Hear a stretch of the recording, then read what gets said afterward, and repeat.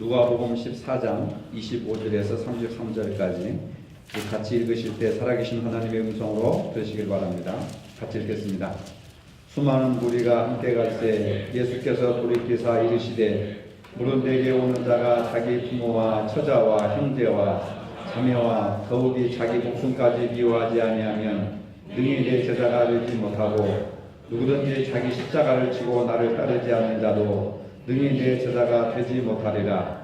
너희 중에 누가 망대를 세우고자 할진대 자기의 가진 것이 준공하기까지에 족할는지 먼저 앉아 그 비용을 계산하지 아니하겠느냐. 그렇게 아니하여 그 기초만 쌓고 능히 이루지 못하면 보는 자가 다 비웃어 이르되 이 사람이 공사를 시작하고 능히 이루지 못하였다 하리라. 또 어떤 임금이 다른 임금과 싸우러 갈 때에 먼저 앉아 1만 명으로서 저 2만 명을 거느리고 오는 자를 대적할 수 있을까 해야 되지 아니하겠느냐. 만일 못할 터이면 그가 아직 멀리 있을 때에 사신을 보내어 화친을 청할지니라. 이와 같이 너희 중에 누구든지 자기의 모든 소유를 버리지 아니하면 능히 내 제자가 되지 못하리라. 아멘. 지난주에 세계인들이 깜짝 놀랄 뉴스가 발생을 했습니다. 영국이 국민투표를 실시해서 유럽연합에서 탈퇴하기로 결정을 한 것입니다. 유럽연합 탈퇴를 둘러싼 최대의 논란은 이민정책이라고 하는 겁니다. 특히 탈퇴파들은 터키가 유럽연합 회원국으로 가입하면은 강제적인 이민 정책에 따라서 수백만 명의 터키인들이 영국으로 몰려들 것이라고 하는 것을 염려했습니다. 이민자들이 늘어나면은 높은 실업률이 더욱더 악화되고 영국 사회에 전반적인 영향을 줄 것이라고 하는 이유 때문에 유럽연합에서 탈퇴하기로 국민투표를 통해서 선택을 한 것입니다. 이러한 사건을 통해서 우리는 개인적으로나 국가적으로 이제는 신념이나 보편적인 인류애보다는 먹고 사는 문제를 지구촌 곳곳에서 가장 큰 문제로 삼고 있구나 하는 것을 알 수가 있습니다. 우리의 미래를 걱정해야 되고 자식들의 미래까지 걱정해야 되는 그런 암울한 시대에 우리는 살아가고 있습니다. 그리고 이러한 문제들을 해결할 능력이 우리 시대에는 턱없이 부족하다는 것을 느끼며 살아가고 있습니다. 이 사건을 통해서 지금 세계인의 가장 큰 염려는 인류의 평화도 핵무기의 위협에서 안전한 것도 아니고 생태계의 위기도 아니고 결국은 먹고 사는 경제 문제라고 하는 것을 알 수가 있습니다. 이러한 뉴스를 통해서 저는 설교를 준비하면서 종교와 경제 발전은 어떤 관계가 있을까 하는 것을 생각하다가 자료를 이렇게 찾아보았습니다. 중세시대만 해도 부의 축적을 죄악시했습니다. 부의 축적을 왜 죄악시했느냐면 내가 부자가 되는 것은 다른 사람의 부를 빼앗은 결과라고 하는 그런 이유 때문에 중세시대 때는 부자들이 굉장히 혐오의 대상이 되었습니다. 하지만은 종교개혁 과정에서 등장한 기독교인들의 입장은 달랐습니다. 기독교인들은 어떻게 생각했느냐면 정당한 부의 축적은 하나님의 축복이라 이렇게 이해하기 시작한 것입니다. 세계적인 석학자인 로버트 베로라고 하는 하버드대 교수는 2003년에 이와 비슷한 주장을 펼쳤습니다. 즉 전 세계 59개의 국가 국민들의 종교 집회 출석률과 천국과 지옥과 신의 존재 여부에 대한 설문 내용을 토대로 해서 종교와 경제의 상관관계를 분석한 결과 놀라운 것을 발표했습니다. 즉 신앙심이 깊은 국민일수록 그리고 신앙심이 깊은 국가일수록 경제 성장이 높아졌다고 하는 겁니다. 즉 신앙심이 깊은 나라일수록 잘 사는 국민과 잘 사는 나라로 이렇게 통계가 나왔다고 하는 것을 하버드 대학 교수가 발표를 한 겁니다.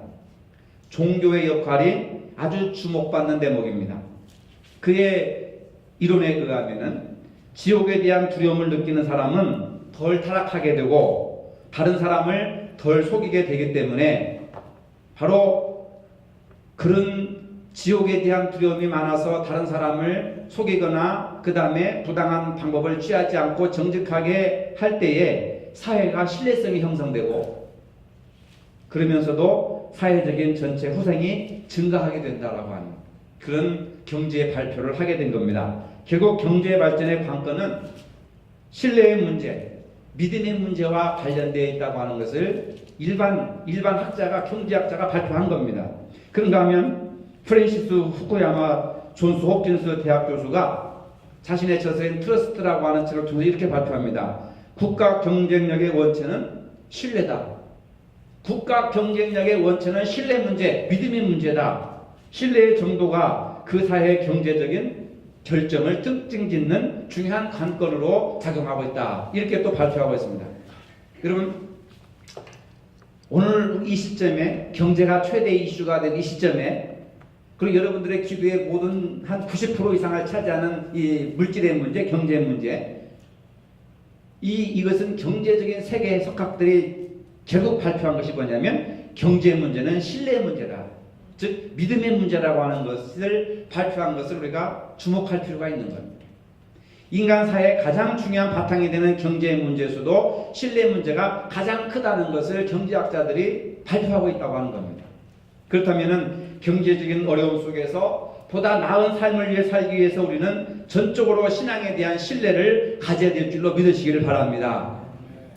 그러니까 여러분들이 축복받고 경제적으로 윤택하게 살고 보다 나은 삶을 살기 위해서는 전적인 신앙에 대한 신뢰, 말씀에 대한 믿음, 하나님의 존재에 대한 신뢰, 이것을 여러분들이 믿으셔야 된다는 겁니다. 예수님을 믿고 따르는 사람들을 제자라고 하는 겁니다. 제자는 스승을 따라가는 사람입니다. 스승의 정신을 따라가서 배우고 본받는 사람들을 제자라고 하는 것입니다. 요즘 학생원에서도 제자가 없다고 하는 말이 있습니다. 자기를 부인하고 십자가를 지는 것이 예수님이 말씀하시는 제자의 삶이라고 하는 겁니다. 주님의 뜻에 순종하는 사람은 자기를 부인하는 사람입니다. 제자는 자신을 부인하는 사람이라고 얘기하고 있습니다. 그래서 제자의 믿음이라고 하는 첫째, 자기를 부인하는 삶을 통해서 제자의 삶을 살아갈 수 있다는 겁니다. 옛날 동양의 선조들은 어떻게 하면 행복하고 인간답게 살 수 있는가를 생각하다가 도를 닦게 되었습니다.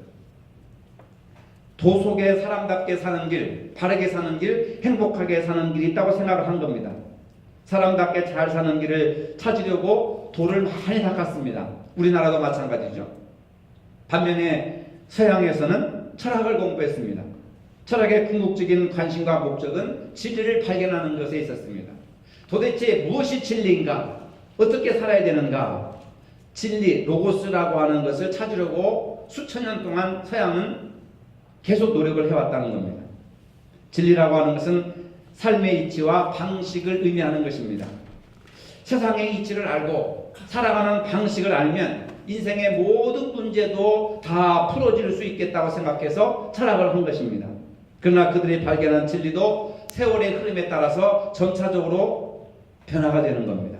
최초의 철학자 탈레스는 만물의 물질이 바로 물이라고 하는 물이 모든 이 우주를 형성하는 기본적인 구성 원리다 라고 이렇게 얘기를 했습니다. 그러나 현대의 과학은 빅뱅이라고 하는 대폭발을 통해서 우주가 형성되었다라고 이야기를 하고 있습니다. 이러한 이론이 앞으로 어떻게 변할지는 모릅니다. 그러나 지난 2000년 동안 지금도 여전히 변함없이 우리에게 진리를 가르쳐 주시는 분이 계시는데 그분이 바로 예수 그리스도라고 하는 겁니다. 주님은 진리를 제대로 배우고 깨우치기 위해서 나의 제자가 되어라. 오늘 우리들을 어떻게 살아가는 것이 진리로 살아가는 것이고 어떻게 살아가는 것이 윤택하고 보다 나은 삶을 살아가는 것이고 행복하게 살아가는 삶인지를 제자의 믿음을 통해서 가르쳐주고 있다는 겁니다. 나를 따르라. 나의 제자가 되라. 예수님은 제자들을 부르실 때 누구든지 나를 따라오려거든 자기를 부인하고 자기 십자가를 지고 나를 따를 것이니라 하면서 십자가를 지고 나를 따르기 위해서는 자기를 부인해라, 자기를 부정해라 라고 하는 겁니다. 제자는 자기를 부인해야 제자의 삶을 살 수 있다는 것입니다. 자기를 부인한다고 하는 것은 생존권을 포기한다든지 생활의 모든 것을 버린다고 하는 그런 극단적인 사고방식이 아니라고 하는 겁니다. 진정한 자기 부인은 구원이라고 하는 것이 인간의 힘으로 얻기는 불가능하고 오직 하나님의 은혜로부터 주어지는 것을 인정하는 것이 바로 자기를 부인하는 삶의 첫걸음이라고 하는 겁니다. 내 힘과 내 의지로는 구원받을 수 없고 오직 하나님의 은혜로서 내가 의로워지고 하나님의 은혜로서 구원받는다라고 하는 하나님의 존재, 하나님의 실제를 인정하는 것이 결국은 자기를 부정하는 것이고 자기를 부인하는 거라 그 말입니다. 자기 뜻과 모든 생각을 하나님의 뜻에 복종시키는 것을 말하는 것입니다. 하나님보다 더 사랑하는 것들을 과감하게 버릴 수 있는 용기. 그래서 나를 따르거든 자기와 자기 처자를 버리고 배와 그물을 버리고 예수님의 제자들은 예수님을 따르게 된 거예요.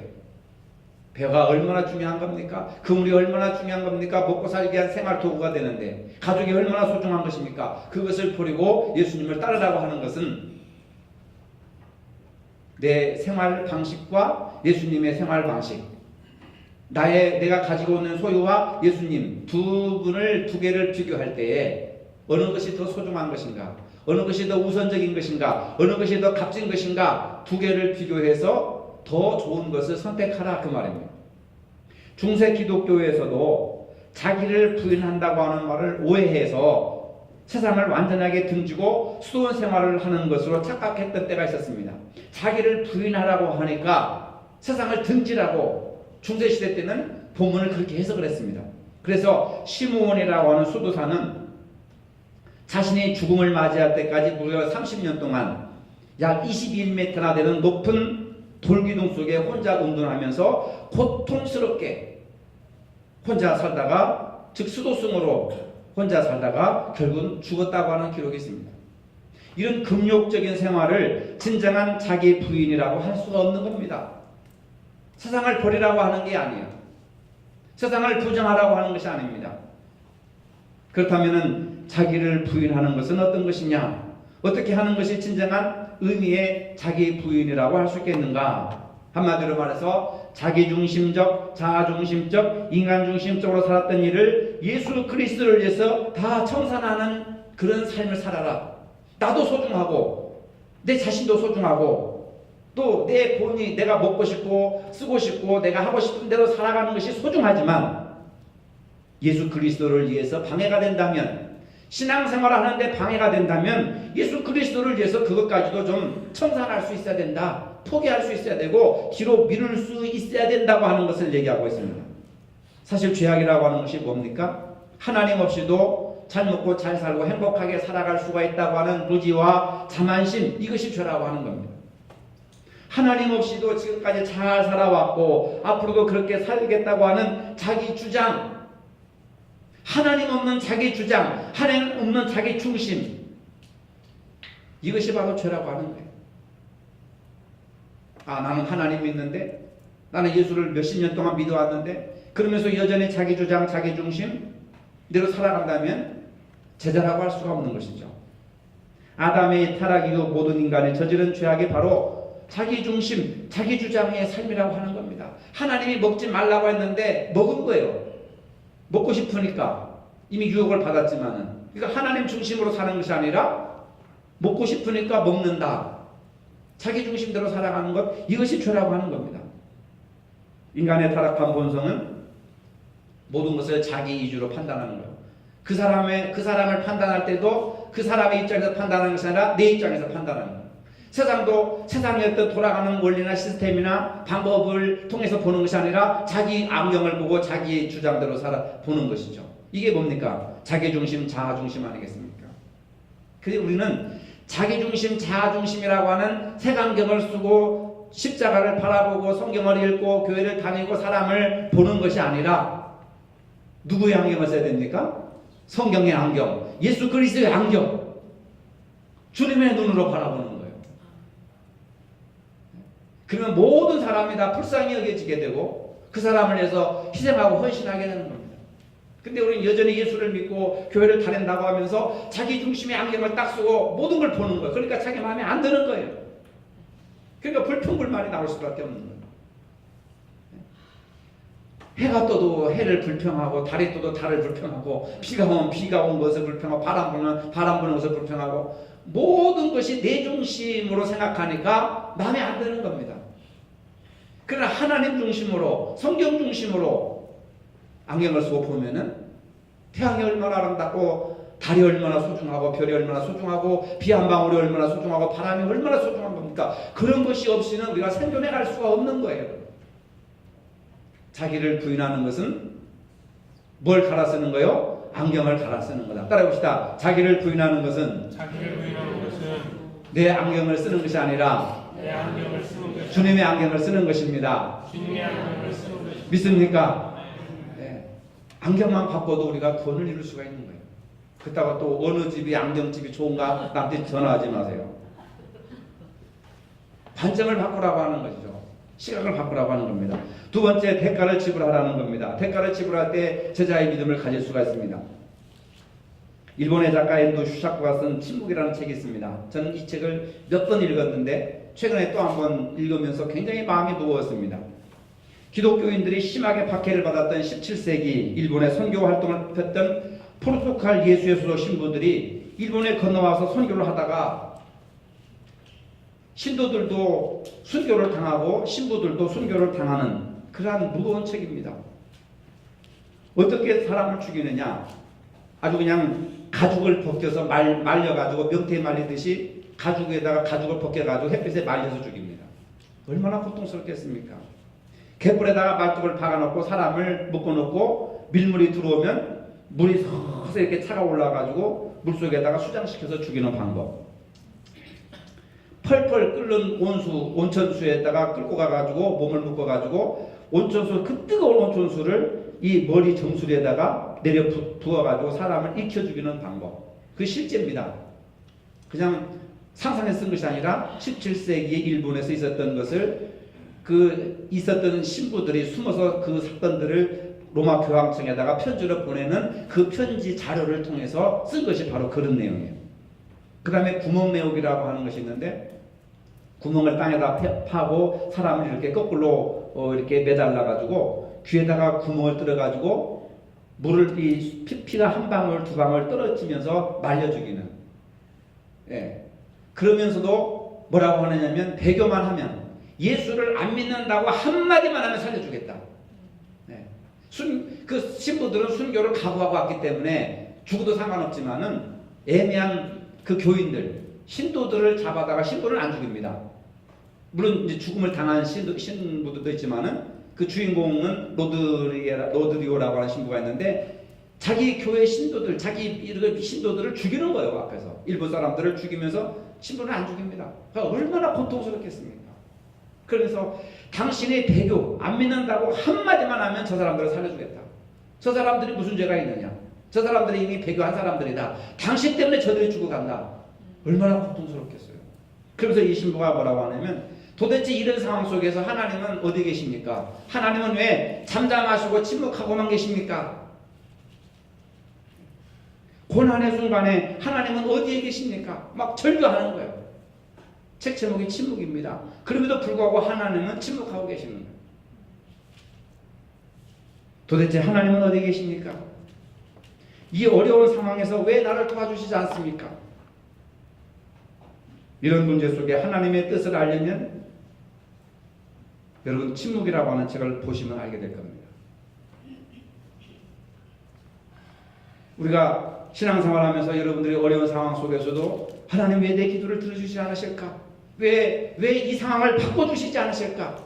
왜 남편과 자식이나 이 상황 변화시켜 주시지 않으실까? 하고 끝없이 묻는 사람들이 많이 있을 겁니다. 저 또한 그런 질문을 가지고 하나님 앞에 기도한 적도 많았습니다. 이러한 상황 속에서 도대체 하나님이 왜 침묵하고 계십니까? 왜 하나님 가만히 계십니까? 왜 도와주지 않습니까? 300년 전에 신부들의 기도의 제목이나 오늘 저와 여러분들의 기도의 제목이나 동일한 기도의 제목은 하나님이 왜 도와주시지 않느냐라고 하는 겁니다. 하나님의 밀이 땅에 떨어져 죽으면 많은 열매를 맺는다고 했습니다. 우리는 진리의 말씀을 따르는 제자로서의 삶을 살기 위해서 하나님의 밀이 되어야 하는 것입니다. 가정에서도 그렇고 교회에서도 그렇고 직장에서도 그렇고 하나님의 밀이 되어야 한다. 근데 그 책에서는 하나님의 밀이 되어야 된다는 얘기를 안 해요. 정반대의 얘기를 합니다. 나를 밟고 지나가라. 나를 밟고 지나가라. 내가 너희들에게 밟히기 위해서 이 땅에 왔느니라. 나를 밟고 지나가라. 그러면 내 발이 아플 것이다. 그러면 내 마음도 아프다. 밟고 지나가라. 배교하라는 거예요. 예수님이 배교하라. 더 이상 고통스럽게 견디지 말고 내 얼굴을 밟고 지나가라. 나는 너희들에게 밟히기 위해서 이 땅에 왔느니라. 결국 신부가 그 사람들을 살리기 위해서 예수님의 그 성화에다 침을 뱉고 그 다음에 예수님의 성화를 발로 밟고 지나갑니다. 얼마나 괴롭겠습니까? 미칠 지경이죠. 왜? 자기 죽는 것은 상관없는데 자기 때문에 아무런 죄가 없는 신도들이 죽는 것을 주님이 원하시는 뜻이 아니었기 때문에 주님께서는 밟고 지나가라. 내가 너를 용서할 것이다. 그렇게 그 소설은 그런 식으로 막을 내리고 있습니다. 오늘 예수님께서 우리에게 희생과 최고의 대가를 지불하라고 말씀하시는데 그만큼 영광스럽고 그만큼 복이 크다는 것입니다. 오늘 보면 26절 33절에 보면은 거듭해서 말씀하십니다. 26절에 물론 내게 오는 자가 자기 부모와 처자와 형제와 자매와 더욱이 자기 목숨까지 미워하지 아니하면 능히 내 제자가 되지 못하고 33절에 이와 같이 너희 중에 누구든지 자기의 모든 소유를 버리지 아니하면 능히 내 제자가 되지 못하리라. 예수님을 따르는 희생의 대가로 가족과 소유를 포기하라고 말씀하시는 겁니다. 하나님께서 가정을 주셨는데 그 가정을 포기하라. 여러분 받아들일 수 있겠습니까? 엄청 부담스럽잖아요. 하나님을 선택할 것이냐, 가족을 선택할 것이냐, 하나님을 선택할 것이냐, 재물을 선택할 것이냐, 너무 가혹한 그러한 선택의 문제라고 하는 거예요. 자기 목숨까지 미워해야 나의 제자가 된다고 말씀하신 것은 가정을 사랑해야 되고 가정을 보살펴야 하지만 예수님을 따르는 데 있어서 가족의 사랑이 오히려 걸림이 되고 갈등이 되기도 하는 겁니다. 가족을 버리고 직장을 버리고 산속에 혼자 들어가서 수도승처럼 하늘만 쳐다보고 살라고 하는 말씀이 아닙니다. 이 말씀은 무슨 말이냐? 가족들 중에 예수를 섬기지 않는 사람이 있고 예수를 섬기는 것이 무엇인지 몰라서 예수님을 섬기는 것을 반대하는 가족이 있을 때 어떻게 무엇을 선택해야 되느냐? 선택의 우선성의 문제라고 하는 겁니다. 예수 안 믿는 가족이 원하는 것을 선택하는 것보다는 주님께서 원하시는 것을 선택하라고 하는 것입니다. 그런데 우리는 무엇이 주님의 뜻인지를 모르잖아요. 그 신부는 이 사람들도 죽고 자기도 죽고 끝까지 신앙의 절개를 지키는 것이 하나님의 뜻인 줄 알았습니다. 그러나 주님은 그 반대라고 하는 거죠. 나를 밟고 지나가라. 내 얼굴에 침 뱉어라. 나는 이미 2000년 전에 너희를 위해서 짓밟히고 침 뱉고 모욕을 당했기 때문에 아무렇지도 않다. 나는 너희들에게 짓밟히고 침 뱉기 위해서 이 땅에 왔느니라. 내 발이 아플 것이다. 나를 밟는 그 순간에 내 발이 아플 것이다. 내 마음은 더 아프다. 그러면서 뭐라고 하냐면 너희가 고통을 당하는 그 현장에 내가 함께 있었다. 이겁니다. 핵심은. 하나님이 어디 계십니까? 하나님 왜 도와주시지 않습니까? 하나님이 왜 바꿔주시지 않습니까? 하나님이 왜 나의 기도를 들어주시지 않습니까? 하나님이 어디 계십니까? 우리는 수없이 그렇게 고뇌하고 절규하고 기도하고 그러다가 절망하고 그렇지만은 우리는 상황이 변화되기를 원하지만은 주님의 뜻은 어떻게 보면은 내가 고통당하고 절규하고 내가 가슴치고 눈물 흘리고 주님 어디 계십니까? 주님 도와주십시오 하고 절규하는 그 현장에 주님이 같이 나와 함께 눈물 흘리고 고통을 당하고 계시는 주님이시라는 걸 주님은 우리에게 말씀하신다고 말입니다. 그래서 세상의 뜻과 하나님의 뜻이 무 갈르듯이 딱 칼로 잘라가지고 이것은 하나님의 뜻, 이건 세상 뜻, 이것이 아니라고 하는 거예요. 그 상황 속에서 선택하고 결정해야 될 그 상황 속에서 주님의 음성을 들어야 된다는 겁니다. 근데 그것이 쉬운 일이 아니에요. 너무나도 예민하고 어려운 문제이기 때문에. 그래서 목회자와 상담을 해야 되는 겁니다. 저도 그것을 분별하기가 굉장히 어렵고 힘들어요. 그 다음에 세 번째로 십자가를 지고 주님을 따르라고 하는 겁니다. 우리는 주님을 따르는 삶을 가장 우선순위에 두고 말씀과 기도를 앞세우고 봉사에 참여하는 것입니다. 성도가 매일 정기적으로 말씀을 대하고 기도할 시간을 갖지 않는 것은 나는 내 힘을 의지하고 살겠다, 내 권력과 내 중심, 내 의지를 가지고 살겠다고 하는 그런 것과 마찬가지입니다. 우리가 진짜 성도라고 한다면 자신의 시간을 하나님께 드리고 교회를 위해서 봉사하는 시간도 낼 수 있어야 하는 것입니다. 이제 교회 봉사 중에 최소한 한 가지만이라도 여러분들이 시간을 내서 참여하셔야 됩니다. 주님을 위한 것이 뭡니까? 자기 몸을 드리는 겁니다. 자기 시간을 드리는 겁니다. 자기 물질을 드리는 것입니다. 아무리 바빠도 교회를 위해서 무엇인가 하나는 할 수 있습니다. 가끔 보면은 이 주변의 큰 교회에서 5명, 6명, 7명, 8명 뭉쳐가지고 전도하는 것을 봅니다. 저는 우리 집사람과 둘이 단락 2사람이 나가 전도합니다. 많은 사람들이 왜 목사님이 전도를 하십니까? 왜 목사님이 일을 하십니까? 나한테 묻는 사람들이 있어요. 목사가 이런 일을 해야지 그러면 뭐합니까? 그 말뜻은 성도들은 뭐합니까? 교회들은 왜 전도 안 합니까? 그 말뜻이 들어있는 거예요. 우리 교회 다른 사람들이 지나가는 사람들이 그렇게 나한테 얘기를 해요. 지난주에는 무슨 일이 있었느냐면 그 전에는 우리가 솜사탕 전도를 했는데 6월달 둘째 주 지나니까 막 녹아서 못 하겠더라고요. 그래서 이제 요르트 전도를 하는데 어떤 할머니가 요구르트를 보더니 우리가 그 메일 요구르트를 전도를 하는데 남양 요구르트를 달라고 그러더라고요. 나한테 남양 요구르트를 달라고. 왜 그래 그랬더니 남양 요구르트가 맛도 있고 발효도 더 농축돼 있고 더 맛있다고 남양 요구르트를 달라고 하더라고. 저는 요구르트가 다 똑같은 줄 알았어요. 그래서 어제는 남양 요구르트를 사다가 전도를 했습니다. 원하는 대로 줘야 되니까. 근데 그 할머니가 안 나오더라고요. 그래서 제가 뭘 느꼈느냐면은 거기에서 뭘 느꼈느냐면 교회를 안 나오는 사람도 교회에서 자기들에게 주는 것을 좋은 것으로 달라고 하는구나. 비교해 보니까 매일 요구르트하고 남양 요구르트하고 약간 한 몇백 원 차이가 있어요. 미세한 차이가 있는데 그때 우리 사람한테 물었어요. 뭐가 더 좋은가? 남양 요구르트가 훨씬 좋대요. 농축 발효도 더 잘 되고 아주 더 맛도 있고 좋다고 하더라고요. 그래서 어제부터 남양 요구르트를 이제 사서 전도를 하기 시작하는데, 야, 이게 교회를 안 나와고 그 다음에 교회에 관심이 없다고 생각하는 사람들조차도 교회에서 좋은 것을 주기를 바라는구나.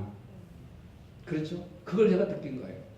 그러니까 여러분들이 좀 격조 높은 남양 요구르트처럼 격조 높게 살고 격조 높게 신앙생활 하시고 격조 높은 인품을 좀 가지시기를 바랍니다.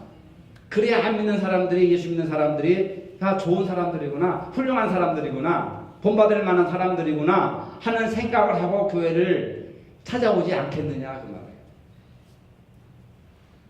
여러분, 우리가 시간을 내서 교회와 교인을 섬기는 것은 결국은 하나님을 섬기는 것이고, 우리의 시간을 드리는 것은 결국 하나님께 우리 자신을 드리는 것입니다. 참여하지 않으면 편리하고 여러분들 마음껏 시간을 누릴 수 있겠지만은 그래도 참여할 때에 신앙도 잘하고 사랑도 잘하고 교회에 대한 책임감도 더 잘하게 된다고 하는 사실입니다. 신앙인이라고 하는 것은 나는 어떤 경우에도 하나님을 앞세우겠다고 다짐한 사람들 아닙니까? 우리는 언제나 하나님을 먼저 생각해야 됩니다. 환난과 실패를 당해도 하나님의 일을 먼저 생각하고 아무리 바쁜 일이 있어도 하나님의 일을 먼저 생각해야 되는 것입니다. 그처럼 하나님께 시간을 드리는 사람에게 하나님께서는 더 많은 시간과 기회를 주시고 그 다음에 지혜와 명철도 주시고 축복도 주신다고 하는 사실입니다.